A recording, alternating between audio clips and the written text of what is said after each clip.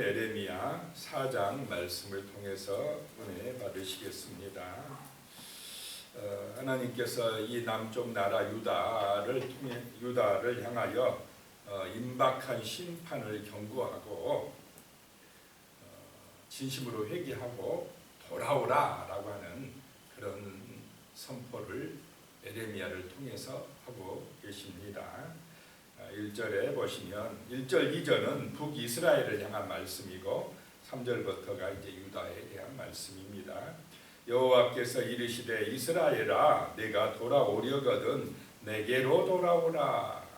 내가 만일 나의 목전에서 가증한 것을 버리고 내가 흔들리지 아니하며, 북이스라엘을 향하여 말씀하시는데 내가 돌아오려거든 내게로 돌아오라. 돌아오려거든 내게로 돌아오라. 이 말씀을 하신 것은 돌아올 것은 오직 하나님뿐이다라고 하는 것입니다. 지금 이 북이스라엘이 문제가 뭐냐면 하나님도 믿고 바알신도 믿고 돈도 믿고 세상 것도 믿고 하나님을 안 믿은 것이 아니고 하나님을 믿기는 믿는데 하나님만 믿은 것이 아니라 자기한테 이익이 된다고 하면 다른 신도 믿고 세상도 믿고 그렇게 믿으면 이게 온전히 하나님을 숭배하는 것입니까? 아닙니까? 하나님하고 뭐 다른 신하고 같은 레벨로 봐버리는 거죠. 이러니까 하나님이 돌아오려면 내게만 돌아와라 이렇게 말씀을 하시는 것입니다. 하나님께로만 돌아와야 된다. 하나님만이 창조주요 하나님만이 구원자이요 하나님만이 모든 만물의 주인이심을 진실로 고백하라라고 말씀하고 있습니다. 그런 은혜가 임하시기를 축복합니다. 나의 이익을 위해 욕심을 위해서 하나님도 믿고 다른 신도 믿고 돈도 믿고 그렇게 하지 말고 하나님이 창조주다. 하나님이 만물의 주인이다. 나의 주인이 하나님이시다 인정하고 돌아오라 이런 말씀입니다. 2절에요. 진실과 정의와 공의로 여호와의 삶을 두고 맹세하면 나라들이 나로 말미암아 스스로 복을 빌며 나로 말미암아 자랑하리라. 자, 우리가 누구로 말미암아 복을 받는다는 것입니까? 하나님으로 말미암아. 이걸 잊으면 안 된다는 것입니다. 하나님이 생사화복을 주관하신다. 하나님이 주인이시다 라고 하는 거죠. 그래서 여호와의 삶을 두고 맹세하라 이 말은 하나님 중심이 되라 이것입니다. 참 이게 말은 쉽지만은 오늘 이 시대는 뭐 중심입니까? 하나님 중심입니까? 돈 중심입니까? 돈 중심이에요. 돈이 하나님이에요. 야, 그렇다 해서 기독교인들이 하나님 앞에 예배 안 드립니까? 예배 드려요. 그런데 마음 중심에는 하나님보다 뭐가 더 중요하게 여겨집니까? 돈이면 그것이 바로 이 지금 에레미야 시대의 이스라엘 북쪽 나라나 남쪽 나라나 상황이었다. 그게 하나님 알아요. 그런데 문제는 하나님도 조금 사랑하지만은 그래도 돈도 중요하고 돈이 중심이 되고 이렇게 살아갔다 이 말입니다. 그런데 돈이 우리를 구원합니까? 우리의 삶에 편리를 줘요. 돈이 있으면 생활이 윤택해지고 참 꿈도 이루고 여러 가지 면에서 좋은 점이 있어요. 그러나 돈이 신이 되면 안 될 줄로 믿습니다. 돈이 만몬이 신이 되면 안 됩니다. 하나님의 자리에 올라서면은 그거는 이제 패망의 길이 되는 것입니다. 돈이 중심이 되고 하나님의 자리를 차지하게 되면 어떻게 되냐? 진실이 없어집니다. 정의가 없어집니다. 공평하고 의로운 공의가 없어져 버려요. 탐욕에 빠지고 거짓에 빠지고 교만함에 빠지고 맨날 싸우고 이게 뭐냐? 자기 중심이 되고 하나님의 이름으로 맹세 안 하니까 그렇게 돼버립니다. 문제가 많은 제약이 많은 세상이 되고 만다라고 하는 것입니다. 그런데 하나님의 이름으로 여호와의 삶을 두고 맹세하면 복을 받게 되고 자랑하게 되는 정말 은혜가 넘치는 삶이 될 줄로 믿습니다. 3절부터 보면요, 여호와께서 유다와 예루살렘 사람에게 이와 같이 이르노라. 너희 묵은 땅을 갈고 가시덤불에 파종하지 말라. 자, 밭에 풀이 무성하고 묵은 땅이 되어 있는데 거기다가 씨를 뿌리면 나겠습니까? 묵은 땅은 어떻게 하고 씨를 뿌려야 되겠습니까? 갈아엎어야 돼요. 갈아엎고 그렇고 나서 씨앗을 심어야 이게 씨앗이 자라나지 않겠습니까? 묵은 땅이 뭐냐? 이 유다 백성들의 마음이 지금 묵은 땅같이 됐다 이 말입니다. 온통 더러워진 것으로 가득 차서 이 굳어져 있는 이 마음밭에 하나님의 말씀이 떨어지면 싹이 나겠습니까? 안 나겠습니까? 안 난다. 이 마음을 갈아엎으라. 이 마음밭을 갈아엎으라 이 말입니다. 이 굳어진 마음밭, 여러 가지 세상의 잡동사니 이 생각 저 생각으로 염려 걱정 또는 막 불안 두려움으로 가득한 이 마음밭을 하나님 앞에 나와서 예배하고 기도하고 찬송하고 은혜 받아서 갈아엎어라 이 말이에요. 마음이 뜨거워져서 눈물로 회개의 기도를 하라 이 말입니다. 그래야 말씀이 이 마음밭에 은혜가 되고 정말 축복이 되어 임할 줄로 믿으시기 바랍니다. 가시덤불에 파종하지 말라. 가시덤불이 무성한데 씨앗 뿌려봤자 곡식이 자라겠습니까? 자라지 못한다. 갈아엎어라. 라고 하는 것입니다. 4절에요. 유다인과 예루살렘 주민들아, 너희는 스스로 할례를 행하여 너희 마음 가죽을 베고 나 여호와께 속하라. 그리하지 아니하면 너희 악행으로 말미암아 나의 분노가 불같이 일어나 사르리니 그것을 끌 자가 없으리라. 할례를 행한다 이 말은 내가 하나님께 속했다라고 하는 표시를 하는 것입니다. 자, 나는 하나님의 자녀요, 하나님의 백성이다. 예수 믿는 사람은 그래서 그리스도인이다. 그리스도인이 뭡니까? 예수가 나의 주인이라고 고백하는 사람이라는 것입니다. 그러면 내 마음대로 살면 됩니까? 안 됩니까? 내가 주인 행세하면서 살아가지 말라. 이것이 마음의 할례를 받으라 이 말입니다. 마음에 하나님의 영이 임하였으니까, 내 마음이 하나님의 성전이 되었으니까 이제 우리는 말씀 중심의 삶이 되어야 할 줄로 믿습니다. 근데 성경 말씀대로 살려면 말씀을 열심히 묵상해야 됩니까? 안 해야 됩니까? 말씀을 통해서 하나님의 뜻을 발견하고 말씀을 통해서 하나님을 만나고 그래야만이 우리는 끊임없이 유혹하는 세상의 유혹에 넘어가지 않습니다. 예배 안 드리고 말씀으로 날마다 묵상 안 하면 우리 생각과 말과 행동이 어디 따라가게 돼 있습니까? 세상 따라가게 돼 있습니다. 참 그래서 말씀대로 살기 어려운 세상입니다. 오늘날 우리 시대만 그런 게 아니라 지금 이 에레미야 시대에 이스라엘 백성들, 유다 백성들도 그랬다 이 말입니다. 말씀을 잊어버리니까, 말씀 안 보니까, 말씀 안 들으니까, 기도 안 하니까 그냥 가나안의 그 백성들, 세상 백성들 따라가는 것입니다. 세상 백성, 세상 유행, 돈 중심으로 따라가지 마시기 바랍니다. 거기는 심판의 길이요 멸망의 길입니다. 넓은 길입니다. 많은 사람이 가고 있어요. 많은 사람이 간다고 따라가다가는 지옥 갑니다. 가면 안 된다 라고 하는 것입니다. 이제 그 5절에 보면 이제 나라들을 멸하는 자가 온다 이렇게 선포하는 것입니다. 에레미야가 5절에 너희는 유다에 선포하여 예루살렘에 공포하여 이르기를 이 땅에서 나팔을 불라 하며 또 크게 외쳐 이르기를 너희는 모이라 우리가 견고한 성으로 들어가자 하고 6절에요. 시온을 향하여 깃발을 세우라.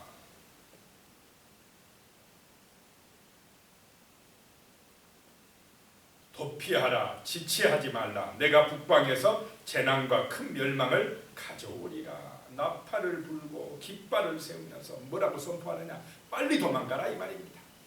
지체하지 마라. 왜냐? 저 북쪽에서 끓는 가마가 남쪽으로 어떻게 했다고 그랬습니까? 기울어졌다. 북방에서 큰 멸망이 오고 있다. 빨리 도망가라. 이제 너무 죄악이 많아져가지고 이제 하나님의 심판의 때가 됐다는 것입니다. 7절에요. 사자가 그 수풀에서 올라왔으며, 여기서 사자는 바벨론을 의미합니다. 나라들을 멸하는 자가 나왔으되 내 땅을 황폐하게 하려고 이미 그의 처소를 떠났은즉 내 성읍들이 황폐하여 주민이 없게 되리니. 급하다 이 말입니다. 이미 바벨론 군대가 떠났으니 너희들은 빨리 도망가라. 심판이 지금 작정되었다라고 하는 것입니다. 그래서 너희가 할 일이 뭐냐? 8절이에요. 이로 말미암아 너희는 굵은 배를 두르고 애곡하라. 이는 여호와의 맹렬한 노가 아직 너희에게서 돌이키지 아니하였습니다. 지금 하나님의 노가, 진노가 일어나서 심판할 바벨론을 끌고 들어오고 있으니까 지금 해야 될 일이 뭐라고 말씀합니까? 굵은 배를 잇고 애곡하라 이 말입니다. 마음밭을 갈아엎으라 이 말입니다. 진심으로 회개해라. 그렇게 하면 하나님의 진노가 돌이킬 수도 있을지 모른다 이 말입니다. 진심으로 회개하라. 그러면 나라가 멸망하지 아니할 수도 있을지 모른다 이런 의미입니다. 근데 예레미야 시대는 이미 늦어버렸습니다. 이들이 또 회개하려고 합니까 안 합니까? 안 해요. 안 들어요. 하나님 말씀 안 듣습니다. 9절에요. 여호와의 말씀이다. 그날에 왕과 지도자들은 낙심할 것이며 제사장들은 놀랄 것이며 선지자들은 깜짝 놀라리라. 갑자기 닥치는 이 무서운 재앙에 전쟁에 휘말려서 막 당황한다, 놀란다 라고 하는 것이 지도자들이 놀랍니다.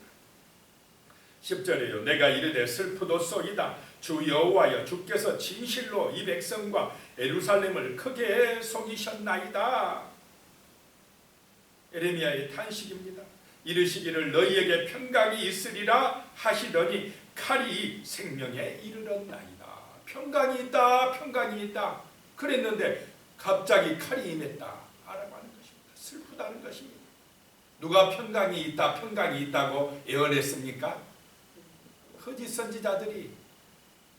재앙이 오고 있는데요, 그렇게 살면 안 되는데 괜찮아 괜찮아 뭐 하나님이 다 용서하실 거야, 축복받을 거야, 그렇게 평강이 있다고 선포했는데 갑자기 칼이 임했다라고 하는 것입니다. 우상 숭배하고 거짓말하고 탐욕에 빠지고 자기밖에 모르고 그런 사람, 그렇게 갖고 돈 많고 그런 사람들에게 평강이 있다, 평강이 있다 하면 그게 살리는 것입니까? 죽이는 것입니까? 그건 죽이는 것입니다. 회개하라고 해야 되는데 그냥 인간 중심, 사람 중심, 사람이 최고야. 그런데 사람이 존귀하게 여겨지려면 하나님을 경외할 때에 존귀한 존재가 된 줄로 믿으시기 바랍니다. 사람이요 하나님 잊어버리고 떠나고 자기 중심이 될 때는 타락하게 되어 있습니다. 죄짓게 되어 있다고 하는 것입니다. 그래서 하나님이 심판이 임한다는 것입니다. 11절에 보면요, 그때에 이 백성과 예루살렘에 전할 자가 있어서 뜨거운 바람이 광야에 있는 헐벗은 산에서 내 딸 백성에게 불어온다 하리라. 이는 키질하기 위함도 아니요 청결하게 하려 함도 아니요. 뜨거운 바람이 내 딸에게 임한다. 내 딸이 누구냐? 유다 백성에게 임한다. 하나님의 마음이 얼마나 아프겠습니까? 자기 자식에게 지금 징계를 하는 것입니다. 심판을 내리는 것입니다. 12절에요. 이보다 더 강한 바람이 나를 위하여 오리니 이제 내가 그들에게 심판을 행할 것이라. 14절에 그러니까 예루살렘아, 예루살렘아, 내 딸아, 내 마음의 악을 씻어버리라. 그리하면 구원을 얻으리라. 내 악한 생각이 내 속에 얼마나 오래 머물겠느냐. 그래도 그렇게 하면서도 하나님이 계속 무슨 마음을 가지고 있습니까? 제발 그 마음의 할례를 하고 내 마음의 악을 씻어버리고 내게 뭐 하라요? 돌아오라, 돌아오라고 지금 하나님이 말씀을 하고 있습니다. 지금이라도 애곡하고 내 마음의 악을 씻어버리고 돌아와라. 그리하면 구원을 받으리라 라고 말씀을 하고 있습니다. 17절에 가면요, 그들이 밭을 지키는 자같이 예루살렘을 에워싸나니 이는 그가 나를 거역했기 때문이니라. 여호와의 말씀이니라. 왜 이런 심판이 임했습니까? 하나님을 거역했기 때문에, 유다 나라가 하나님을 거역했기 때문에 그렇다는 것입니다. 18절에 보면 내 길과 행위가 이 일들을 부르게 하였나니 이는 내가 악함이라. 그 고통이 내 마음에까지 미치느니라. 이 이스라엘 백성들, 유다 백성들의 그 길과 행위가 너무 악했기 때문에 그들의 행동이 이런 재앙을 불렀다 이 말입니다. 우리가 심은 대로 거두는 줄로 믿으시기 바랍니다.